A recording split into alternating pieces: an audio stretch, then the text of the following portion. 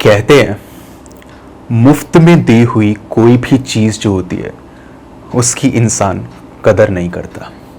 और इसका सबसे बेस्ट एग्जाम्पल है नसीहत, या जिसको हम कहते हैं राय। आपने देखा होगा कई लोगों को आपने खुद ही ऐसी राय दी होंगी कि यार इस काम को मत करो, इधर मत जाओ, या फिर आज जो है ऐसा कर लेते हैं वैसा कर लेते हैं, लेकिन वो लोग आपकी बात को तवज्जो नहीं देंगे, क्योंकि मुफ्त में मिली हुई चीज की कोई औकात नहीं होती। ये उन लोगों के साथ में ही नहीं, हमारे साथ में भी पूरी तरह से वैलिड है। कई बार हमने देखा है कि जिंदगी में कुछ ऐसे डिसीजंस हम लोग ले लेते हैं जिसके चलते हमें पछताना पड़ता है। और अगर हमने किसी दूसरे की बात को यहाँ पर वैल्यू दे दी होती, उसकी नसीहत मान ली होती, तो शायद से उस डिसीजन को यहाँ पर रिवर्ट किया जा सकता था। ये नसीहत जो है ना, ये आए दिन हमें मिलती रहती है, लेकिन कदर इसकी कुछ चुनिंदा लोग ही करते हैं। आज की कहानी भी एक ऐसी ही नसीहत से रिलेटेड है। एक ऐसी नसीहत जो यहाँ पर किसी अनजान इंसान ने एक कपल को दी और उन्हें साफ कहा कि ऐसा आप मत करना, लेकिन आदत से मजबूर वो लोग उसकी बात को वैल्यू नहीं देते, और उसके बाद जो उनका हश्र होता है वो कोई किसी के दुश्मन के साथ भी ना करे। तो क्या है पूरा का पूरा सिनेरियो, ये मैं आपको बता देता हूँ। ये कहानी है वीर और मधु की। वीर और मधु जो कॉलेज के वक्त से एक दूसरे को जानते थे, और जानते नहीं थे, बहुत अच्छे से जानते थे। कहने का मतलब वो एक दूसरे से प्यार करते थे। घर वाले उनके प्यार के पहले तो खिलाफ थे, दोनों ही तरफ से, लेकिन बाद में सभी की रजामंदी हुई और बात शादी तक पहुंच गई। वीर और मधु काफ़ी खुश थे कि दोनों को ही अपने मनचाहा साथी यहाँ पर मिल रहा है, लेकिन एक ऐसी मुसीबत खुले दिल से उनका स्वागत कर रही है, इसका अंदाज़ा तक उन्हें नहीं था। उनकी शादी हो गई और दोनों ही यहाँ पर काफ़ी ज़्यादा बिजी रहते थे। दोनों ही इंजीनियर्स थे और आईटी सेक्टर में जॉब थी। मुंबई में रहते थे ये लोग, और कुछ यहाँ पर मान लीजिए 2016 के आसपास इनकी शादी हुई थी। दोनों काफ़ी लंबे वक्त से हनीमून पर जाना चाह रहे थे, और मधु ने शादी से पहले ये बात रखी थी कि मैं शादी से पहले कुछ भी नहीं करूँगी, और शादी के बाद में ही जो होगा वो देखा जाएगा। अब आप समझ सकते हैं मैं क्या बोलना चाह रहा हूँ। शादी हो गई और हनीमून पर बात जब आई तो ना तो वीर पर टाइम ना मधु पर टाइम, लेकिन फिर भी शादी के कुछ 1.5 महीने के बाद में इन्होंने डिसाइड करा फाइनली काम को थोड़ा आराम देते हैं और एक दूसरे के साथ टाइम स्पेंड करते हैं। बात आकर के टिकी ऊटी पर। ऊटी में इन लोगों ने सोचा कि थोड़ा सा वक्त बिताएंगे और पहाड़ों के बीच रहेंगे, तो ये जो शहर की चकाचौंध है और ये गंदगी, पॉल्यूशन जो है, उससे भी बचा जा सकता है। जानते हैं आप दिल्ली मुंबई जैसे शहर कितने ज़्यादा पॉल्यूटेड रहते हैं। दोनों ने ये डिसाइड करा, और पहले तो ट्रेन से जाने की बात हुई। उसके बाद में सोचा गया कि यहाँ पर अगर फ़्लाइट डायरेक्ट हो तो फ़्लाइट से चले जाएं, नहीं तो जहाँ तक भी फ़्लाइट जाती हो वहाँ तक चले जाएं, उसके बाद बाय कार।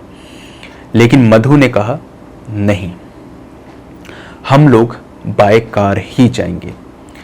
प्लान तय था, बाय कार ये लोग निकल गए, और कोई शायद जून का महीना ठहरा होगा, उस वक्त पर ये लोग बाय कार निकल गए। जिस दिन ये लोग निकले थे उस दिन सब कुछ ठीक था। ये लोग ऐसे नहीं थे जो भगवान में ना माने, ऐसे भी नहीं थे जो शैतान में ना माने। हर एक चीज़ में इनका मानना था। ये लोग वहाँ पर जा रहे थे कुछ 300-400 किलोमीटर। इधर वीर ने गाड़ी को ड्राइव किया, और जब वो बहुत थक गया तो जाकर के वो एक ढाबे पर बैठ गया। खाना वाना भी खाना था, तो वीर और मधु ने यहाँ पर एक ब्रेक लेने का डिसाइड किया। अब एक बात मैं आपको बता देता हूँ कि यहाँ पर सिर्फ गाड़ी चलानी वीर को ही आती थी। मधु को नहीं। खाना वगैरह वहाँ पे खाया गया और उसके बाद में आने लगी नींद। अब जब नींद आए तो कहाँ रुका जाए। उधर उस ढाबे वाले से पूछा उन्होंने कि भैया यहाँ पर कुछ आसपास जुगाड़ हो सकता है क्या। तो ढाबे वाले राजू ने कहा, साहब यहाँ पे कुछ भी नहीं है, आप देख लीजिए, पूरा इधर हाईवे है और इसके अलावा कुछ नहीं। फिर भी अगर आप चाहते हैं तो आप इस ढाबे पे रुक जाइए। और दिन का वक्त हो रहा था तो ढाबे पे यहाँ पर कैसे नींद आए उन लोगों को, और ढाबे पे रुकना सही उन्होंने नहीं समझा। वो लोग यही डिसाइड कर रहे थे कि जल्द से जल्द किसी तरीके से ऊटी पहुंचा जाए। उधर ढाबे वाले ने थोड़ी बहुत कॉन्वर्सेशन सुन ली और उसने कहा, आप लोग कहाँ जाने का प्लान कर रहे हैं। उन लोगों ने कहा, हम लोग ऊटी जा रहे हैं। तो उसने कहा, ठीक है, आप ऊटी चले जाइए, लेकिन अगर आपको जल्दी जाना है तो एक दूसरा रास्ता मेरे पास है, कहो तो बताऊं। वो दोनों तो इसी फिराक में थे। उन्होंने कहा, भाई बताओ क्या है दूसरा ऑप्शन। बिल्कुल, हम तो जाना चाहेंगे जल्द से जल्द। उसने कहा, सर नहीं नहीं नहीं नहीं, मैं नहीं बता सकता आपको। मुझे लगता है कि बताना ठीक नहीं रहेगा। अब भाई आग में घी आप डाल दो और ये भी एक्सपेक्ट करो कि आग जो है वो भड़के ना। तो डायरेक्टली वीर ने कहा, भाई या तो बताना नहीं चाहिए था, अब बता दिया है तो पूरी बात बता दो, पैसे चाहिए तो वो बोलो। उसने कहा, सर पैसों की बात नहीं है, बात जान की है, क्योंकि उस रास्ते पे यदि आप चले गए तो कुछ खतरा आपको हो सकता है किसी अनजान चीज से। वीर ने अपने आप ही सोच लिया और उसने कहा, पक्का कोई गुंडे या चोरों का खतरा होगा जिसके चलते तुम बताना नहीं चाह रहे। उसने कहा, नहीं सर, गुंडे और चोर जो हैं ये दिखते तो हैं। अगर कोई ऐसी आफत आपके सर पे मंडराने लगे जो आपको दिखे ही ना, तो आप क्या करेंगे। वीर ने कहा, कहना क्या चाहते हो, साफ साफ बोलो। उसने कहा, सर मैं साफ साफ नहीं बता सकता। इधर मधु बोलती है, तो इसका मतलब कोई भूत प्रेत से रिलेटेड बात है जो तुम यहां पर छुपा रहे हो।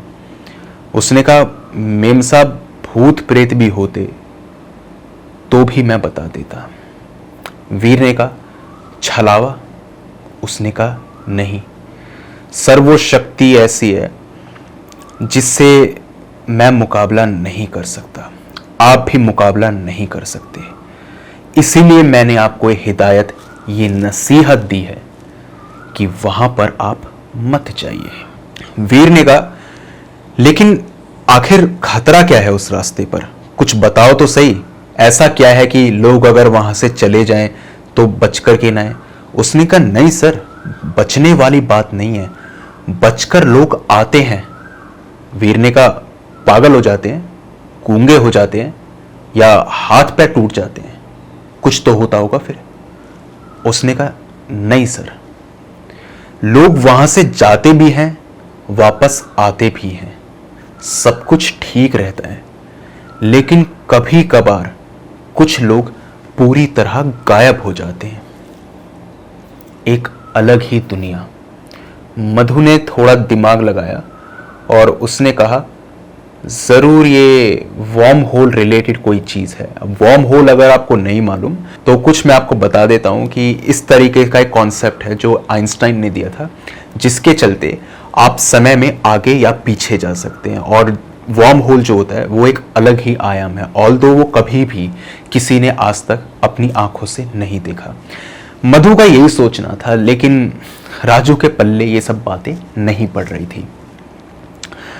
उसने कहा, मेम साहब कुछ ये होल वोल वाली बात नहीं है, अगर आप फिर भी जाना चाहते हैं तो जाइए, मैं आपको नहीं रोकूंगा, कोई भी कैसे रोकेगा। लेकिन एक बात मेरी गौर से सुन लीजिए, और बिल्कुल गौर से, वो ये है, उस रास्ते पर जो कुछ भी हो, ना तो उस पर ध्यान देना, बिल्कुल सीधे चलते चले जाना। कोई मदद मांगे, कोई चिल्लाए, कोई कुछ बेचे, कोई ये कहे कि इधर आ जाओ, या फिर अगर घर से फोन तक भी आए, उसको भी मत उठाना। जैसे जा रहे हो वैसे जाओ, अपनी मंजिल पर पहुंच जाओ और उसके बाद में जो करना है करो। गाड़ी के शीशे बंद रहने चाहिए। इसी के साथ में वीर ने कहा, और बाइक वालों का क्या भाई? बाइक भी जाएगी, स्कूटी भी जाएगी, इधर साइकिल भी जाती होगी, वहां तो शीशे नहीं है ना। उसने कहा, सर इतना सब तो मुझे नहीं पता, लेकिन ऐसा जरूर है कि बाइक वाले जब जाते हैं वहां से, तो वो भी ना तो पीछे मुड़ के देखते, ना साइड के मिरर्स में देखते, बस सीधा ड्राइव करते चले जाते हैं। रास्ता खाली है, मंजिल तक जल्द से जल्द पहुंचेंगे। अगर मंजिल यहां से 6 घंटे की दूरी पर है, वो रास्ता पकड़ के मंजिल 4 घंटे में कवर हो जाएगी। मर्जी आपकी। वीर और मधु को उसकी बात जायज लगी। आयरनी देखिए आप, उनको उसकी बात जायज लगी और उन्होंने सोचा कि अनचाही मुसीबत को यहां पर न्योता नहीं देना। जिस चीज को हम जानते नहीं, पहचानते नहीं और ये बताने से इतना डर रहा है, उससे पंगा क्यों ले? तो उन्होंने कहा, ठीक है, वो रास्ता जरा बताओ ये गूगल मैप के अंदर कि कहां पर है। उसने कहा, सर ये मैप ऐप जो है, इनमें वो चीज दिखाई नहीं देगी। और ये बात 100% सही थी। मैप के अंदर वो रास्ता विजिबल नहीं था।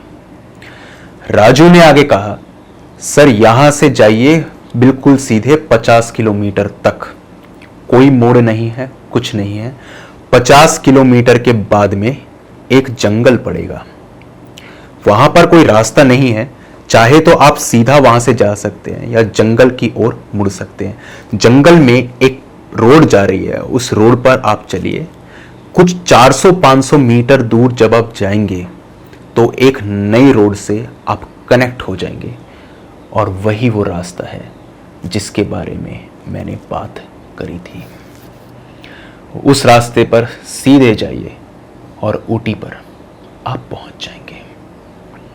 उन्हें लगा, भाई बढ़िया है ये, चलो कोई बात नहीं, इन लोगों की मन घड़ंत कहानियां भी हो, सुनने में मजा आ रहा है, चलो हम लोग चलते हैं। वो वहां से गए और राजू को थोड़ी बख्शीश भी दी। राजू ने बस ये कहा, सर वादे को याद रखना, क्योंकि आपकी जान बहुत कीमती है।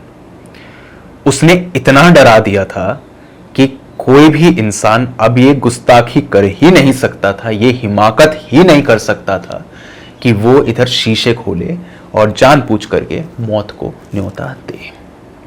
वो लोग गए कुछ 50 किलोमीटर और आगे, और वही हुआ जो राजू ने कहा था। रास्ते डिवाइड हो रहे थे, और ताज्जुब की बात यह है कि उस जंगल के रास्ते पर कोई भी नहीं जा रहा था। जंगल काफी घना था, तो जाने का कोई मतलब था ही नहीं, और लोगों को भी पता था यहां जाएंगे तो भटक जाएंगे। वो मेन हाईवे से ही आगे जा रहे थे। लेकिन वीर जो था, उसने गाड़ी को मोड़ा और वो आगे गया। बहुत स्लो स्लो उसने गाड़ी चलाई, और वैसा ही हुआ जैसा राजू ने कहा। गाड़ी आकर के एक दूसरे हाईवे पर कनेक्ट हो गई। इस हाईवे की सबसे खास बात यह थी कि यहां पर कुछ भी स्पूकीनेस थी ही नहीं। आप बता ही नहीं सकते कि ये जगह जो है ये खराब है या ये हॉन्टेड है। उसके हिसाब से आपको ये बात लगेगी नहीं, आपको ऐसा लगेगा एक खाली रास्ता है जिस पर से लोग ज्यादा आ जा नहीं रहे। उन्होंने देखा भी इक्का दुक्का गाड़ियां आ जा रही थी, और यहां पर गाड़ी को उसने रोक दिया। गाड़ी उसने आगे नहीं भगाई। मधु ने कहा, भाई गाड़ी चलाओ। शीशे बंद थे। वीर ने कहा, मैं इस नज़ारे को देख रहा हूं और समझने की कोशिश कर रहा हूं कि यहां पर क्या हो सकता है। 15 मिनट तक वहीं रुका रहा वो, कोई भी गाड़ी पीछे से नहीं आई। 15 मिनट के बाद मधु ने कहा, भाई या तो चल लो या फिर वापस से उस फॉरेस्ट में जाकर के मेन हाईवे पे कनेक्ट करो, यहाँ रुके रहने का तो कोई मतलब नहीं है ना। तो ये बात वीर को सही लगी। वीर ने गाड़ी चलानी शुरू कर दी और अब उसे लग रहा था कि वो मंजिल तक जल्दी पहुंचेगा। खाली हाईवे, 120 की स्पीड में गाड़ी यूं दौड़ रही है तो फटाफट से मंजिल कवर हो ही जाएगी। इसी चीज को लेकर वो लोग खुश थे और एक डर भी था कि तभी वो लोग आगे बढ़े ही थे कि उन्हें यहाँ पर एक जेंटलमैन दिखाई देता है। सूट बूट में खड़ा हुआ था वो और यहाँ पर लिफ्ट मांग रहा था। अब देख करके उसको कोई नहीं कहेगा कि ये लुटेरा है कि गुंडा है, कोई नहीं कह सकता। बहुत तमीजदार आदमी, बहुत अच्छी फैमिली से, और दूर से ही चिल्ला रहा था, भाई साहब गाड़ी रोके भाई साहब, मेरे को आगे तक छोड़ दीजिए। दरअसल मेरी जो बाइक थी वो खराब हो गई और ये रास्ता किसी ने बताया कि यहाँ पर शॉर्टकट वगैरह है, तो प्लीज आगे छोड़ दीजिए। ये चीज उसने इतनी तेज बोली, जब तक उनकी गाड़ी उसके पास गई तब तक वो इस सेंटेंस को कंप्लीट कर चुका था। इस वक्त पर गाड़ी की स्पीड ज्यादा नहीं थी, अराउंड 30 to 40। नज़ारों का मजा लेते हुए जा रहे थे वो लोग। बहुत हरा भरा नज़ारा था और सब कुछ बढ़िया था। वो यहाँ पर गाड़ी को रोक देता है वीर, लेकिन उसने शीशे नहीं खोले और ना ही दरवाजों को। वो कुछ कहना ही चाहता था कि मधु ने उसका हाथ पकड़ा और कहा, चुपचाप गाड़ी को आगे ले चलो। याद करो उसने क्या कहा था, किसी की मदद नहीं करनी, चुपचाप आगे चलो। ये जो भी है इसको छोड़ो, शायद ये कोई छलावा हो। वीर कहता है, उसको मदद की जरूरत है तो शायद मदद चाहिए। उसने कहा, नहीं, उसे मदद की जरूरत नहीं होगी, तुम गाड़ी को आगे भगाओ। अगर ये 3 बार तुम्हारा नाम पुकारे और उसके बाद ये गायब हो जाए तो मान लेना कि ये छलावा है। मैंने कहा था ना आपको कि वीर और मधु इन बातों में मानते थे। मधु के दिमाग की दाद देनी होगी। ठीक वैसे ही हुआ जैसा उसने कहा। उस आदमी ने 3 बार उनका नाम पुकारा और उसके बाद वो गायब। ना तो वो मधु को दिखा ना वीर को। मधु ने कहा, मैंने कहा था ना, वो एक छलावा है। वीर डरा हुआ था। कुछ 1 किलोमीटर गाड़ी और आगे गई कि यहां पर एक बूढ़ी अम्मा बैठे हुए भीख मांग रही थी। बहुत बुजुर्ग थी वो और देख करके उसको ऐसा लग रहा था कि कुछ पल दो पल की ही मेहमान है और जल्द ही मर जाएगी। वीर को उस पर दया आई और उसने गाड़ी को वहां पे रोक दिया। मधु जो थी वो इधर गाने सुन रही थी और जैसे ही गाड़ी रुकी उसने अपनी आंखें खोली, ईयरपॉड्स को बाहर निकाला और उस बुढ़िया को आते हुए देखा। वो वीर के पास आ चुकी थी एंड वीर ने यहां पर गाड़ी के शीशों को खोल दिया था और वो उसको भीख दे रहा था कि इतने में ही मधु ने उसका हाथ पकड़ा और कहा, तुम्हें पता नहीं राजू ने क्या कहा था, चलो यहां से भागो, ये जगह ठीक नहीं है और 1 को दोगे तो 4 आएंगे। उसने ये बात बोली। वीर को याद आया, हाँ, और मुझे ऐसा नहीं करना था। उसने गाड़ी को आगे भगाया।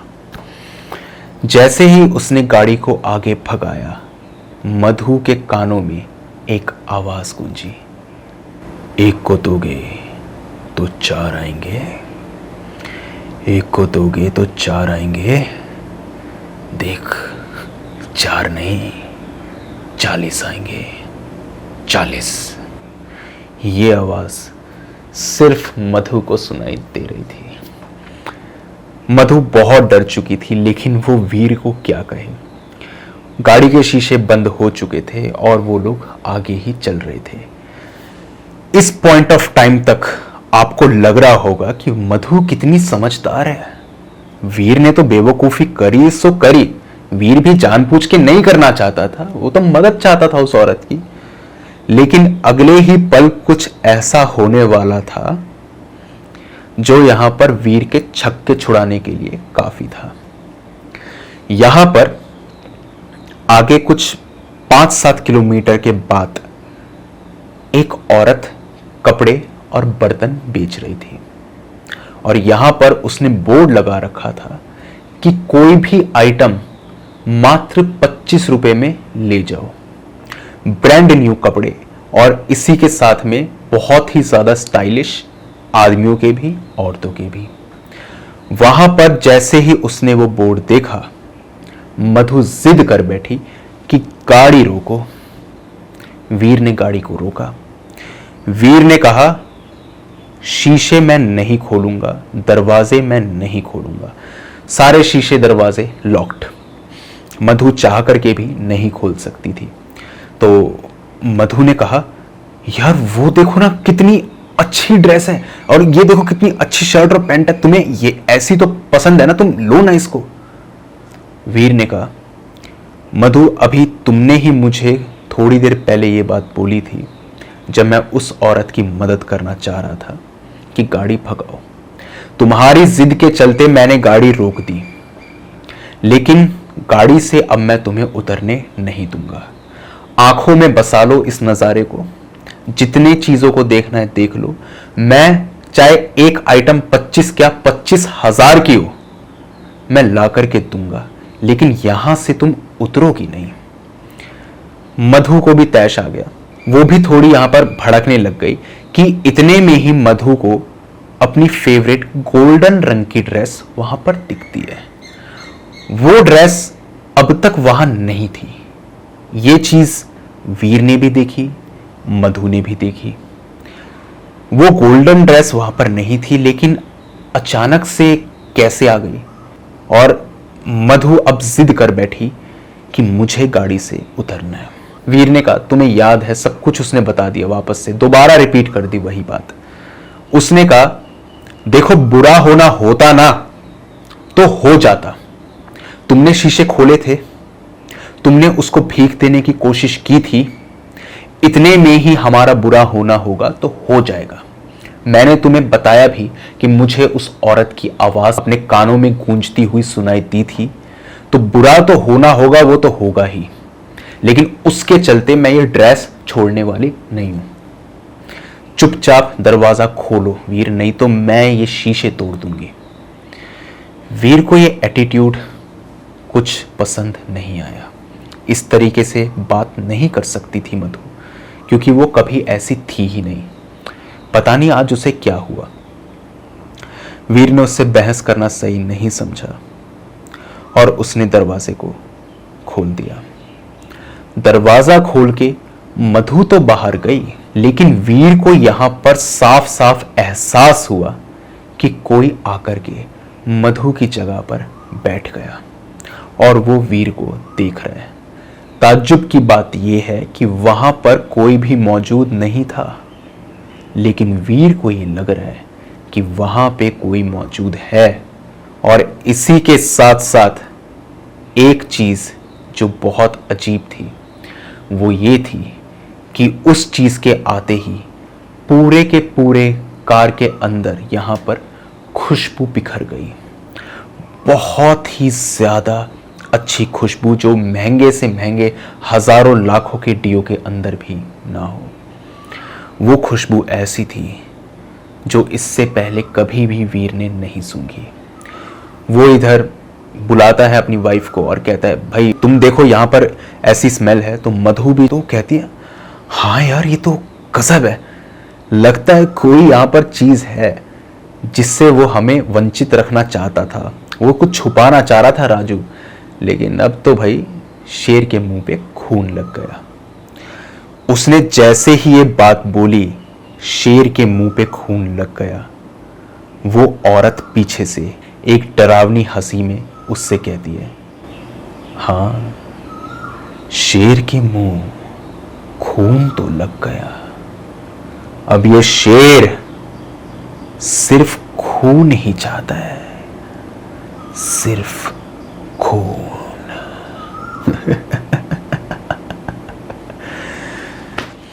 ये उस औरत ने बोला और उसके बाद में उसने वो ड्रेस मात्र 25 रुपए में, जिसकी कीमत यहाँ पर कुछ 30,000 के आसपास होगी, वो उसने मधु को दे दी। मधु बहुत खुश और इसी के साथ में 4-5 बर्तन और उठा करके आ गई। मधु ने कहा, देखा, मैंने कहा था ना, कुछ भी अजीब नहीं है। मुझे तो लगता है इस जगह में कुछ ऐसे नेचुरल एलिमेंट्स मौजूद हैं जिससे यहाँ के लोकल्स हमें दूर रखना चाहते हैं, लेकिन अब नहीं, अब हम लोग ऐसे ही जाएंगे। शीशे सारे खोल दिए, मधु अपने हाथ लहराते हुए जा रही थी कि अचानक से उसको दिखता है कि सामने से एक ट्रक आ रहा है और वो ट्रक जो है यहां पर उनकी गाड़ी को कुचलने वाला है। मधु, जिसको ड्राइव करनी नहीं आती थी, वो स्टीयरिंग को इधर उधर घुमाने लगती है। वीर कहता है, क्या पागल हो गई है, क्या कर क्या रही है? वो कहती है, ट्रक आ रहा है, ट्रक आ रहा है। उसने गाड़ी को ऐसे मोड़ा जिसके चलते गाड़ी का यहां पर एक्सीडेंट होते होते रह गया। अगर पीछे कोई कार या बस या इसी के साथ में टेम्पो वगैरह कुछ भी आ रहा होता तो पक्का उसका भी एक्सीडेंट होता। गाड़ी को उसने हॉरिजॉन्टली रोड पे लगा दिया था। गाड़ी सीधी जा रही, उसने ब्रेक मार के ऐसे मोड़ दी। वीर ने कहा, यह क्या पागलपन है? उसने कहा, मुझे ऐसा ऐसा लगा। वीर ने कहा, तुम पागल हो गई हो क्या? ऐसा कुछ नहीं है, और ये हरकतें जो तुम कर रही हो ये ठीक नहीं है। यही कहना था वीर का, लेकिन इसके अगले ही पल वीर ने कुछ ऐसा किया जो मधु ने अपने ख्वाबों में भी नहीं सोचा था। मधु यहां पर दोबारा से हाथ को लहराते हुए बाहर के नजारों का मजा लूट रही थी कि इतने में वीर उसके बाल पकड़ता है और अपनी तरफ उसको बहुत प्रेशर से खींचता है, जिसके चलते मधु का हाथ अंदर आ जाता है। उसका हाथ जो अब तक बाहर था वो अंदर था और वो इस एटीट्यूड को देख नहीं सकती थी। उसने कहा, ये क्या बदतमीजी, क्या कर रहे हो तुम? उसने कहा, तुम्हें दिखाई नहीं दिया अभी क्या हुआ? यहां से एक कार आ रही थी और वो कार बिल्कुल तुम्हारे हाथ को टच करने वाली थी। मैं तुम्हें यहां पर बोल रहा हूं, मधु मधु सुनो मेरी बात, सुनो मेरी बात। ये बोला था वीर ने, मधु मेरी बात सुनो, लेकिन वो अपनी धुन में ही मस्त थी। इसलिए उसने वीर ने उसके बालों को पकड़ा और उसको उल्टा खींच लिया।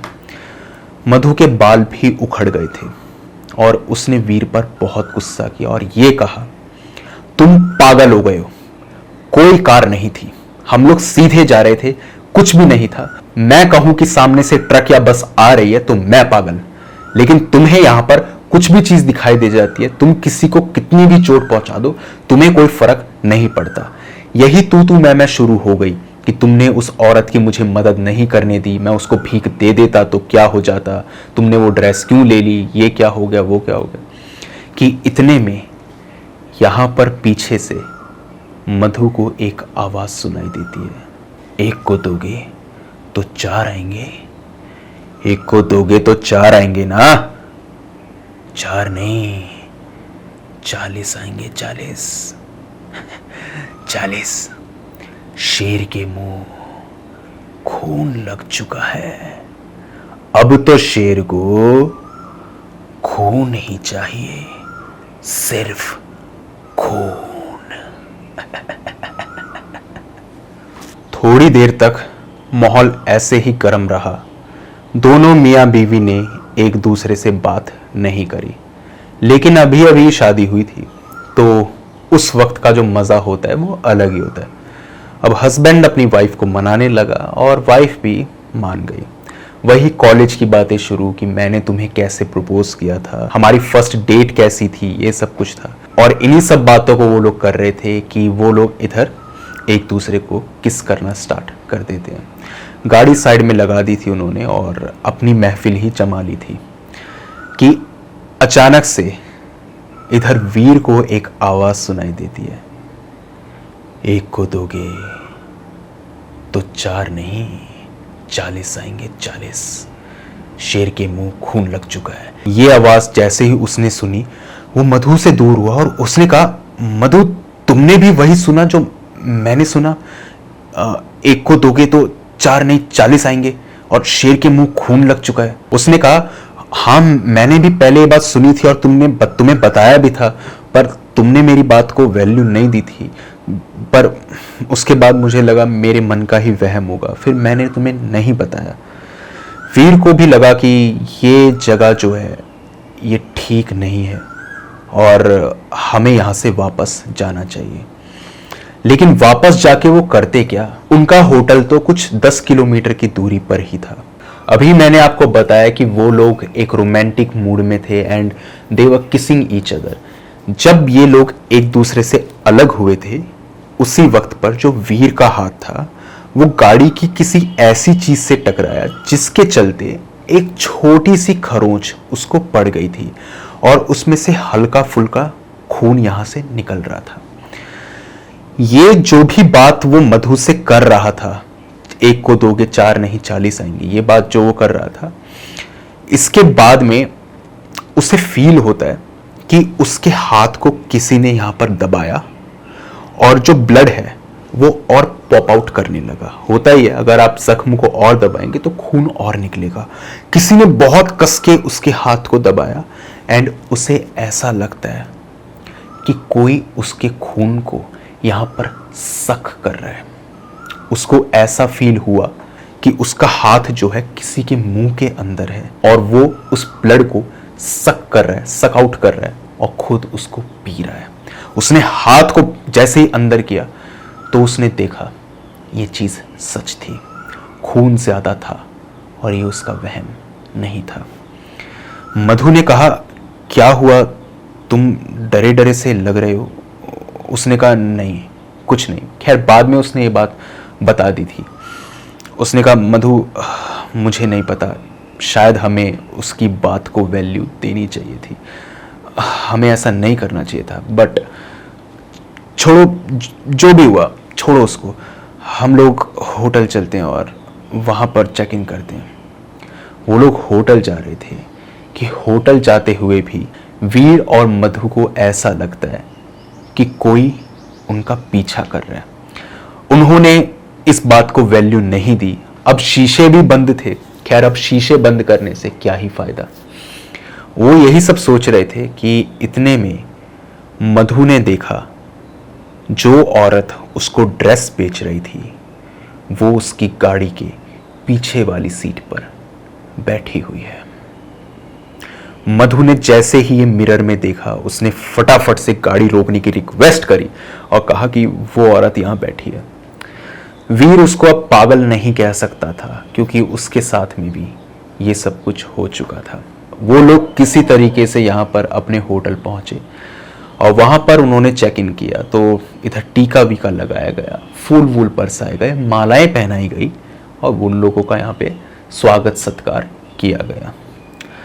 मधु ने उस होटल को देखा और कहा, मैनेजर यहाँ पे ऐसा लग रहा है कि ज़्यादा लोग नहीं हैं, कुछ 2-4 ही परिवार होंगे। उसने कहा, 2-4 नहीं 40। पहले तो सिर्फ एक ही परिवार आता था, लेकिन एक को देखा देखी 4 और 4 को देखा देखी 40। कि मधु समझ चुकी थी कि बात उसी से मिलती जुलती है जो उन्होंने पहले यहां पर सुनी थी कि 1 को दोगे तो 4 आएंगे, फिर 4 नहीं 40 आएंगे। उसने जैसे ही ये बात सुनी, उसने वीर को कहा, वीर ये जगह वो नहीं है जहां पर हमें आना था। बट वीर ने देखा तो उसने कहा, नहीं ये जगह वही है। तो उसके बाद में उस मैनेजर ने वीर से भी यही बात बोली। मैम तो कह रही हैं कि 2-4 परिवार ही होंगे, लेकिन 2-4 नहीं 40 परिवार हैं। पहले तो एक ही परिवार था, 1 को देखा देखी 4 आए, 4 को देखा देखी 40। उसने जैसे ही ये बात बोली, उन दोनों के वहां पर होश पूरी तरह से उड़ चुके थे। वो यहां से भागना चाहते थे कि इतने में मैनेजर ने कहा, भागकर क्यों जा रहे हो, रुक जाओ ना।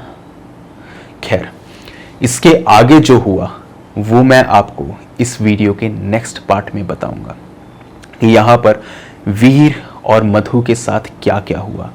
आपको क्या लगता है, कि उनके साथ क्या हो सकता है। कौन है ये 40 परिवार, 40 हैं, 4 है या एक परिवार है। ये सारे लोग जो मिल रहे हैं उनको इस हाईवे पर, ये जिंदा भी हैं या मर चुके हैं।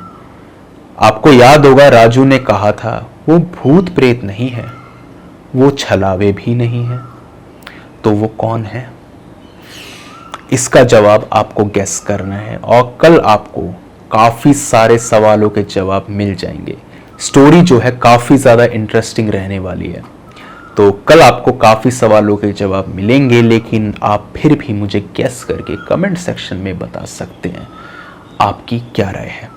बाकी अगर आपके पास में भी कोई ऐसा ही क्रीपी और हॉरर इंसिडेंट है तो आप मेरे साथ शेयर कर सकते हैं मेरी जीमेल और इंस्टा आईडी पर। जीमेल आईडी ऊपर दिखाई दे रही होगी आपको और इंस्टा आईडी का लिंक डिस्क्रिप्शन बॉक्स में मौजूद है।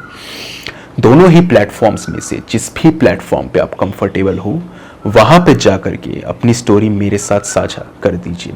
बस रिक्वेस्ट आपसे इतनी ही रहेगी मेरी कि जब भी अपनी स्टोरी को भेजें तो जितना डिटेल में हो सकता है उतना डिटेल में भेजिए, ताकि उन इवेंट्स को मैं उसी तमीज़ के साथ में आपके सामने रख सकूं जिस तरीके से आपने उन्हें मेरे सामने रखा है। अगर टाइप करने में प्रॉब्लम है आपको तो वॉइस मैसेज के द्वारा भी अपनी स्टोरी इंस्टा पे डीएम कर सकते हैं। बाकी आज की वीडियो के अंदर तो इतना ही था। अब मुझे दीजिए इजाज़त, मिलता हूँ कल आपसे इस वीडियो के दूसरे पार्ट में। तब तक के लिए टेक केयर, गुड बाय।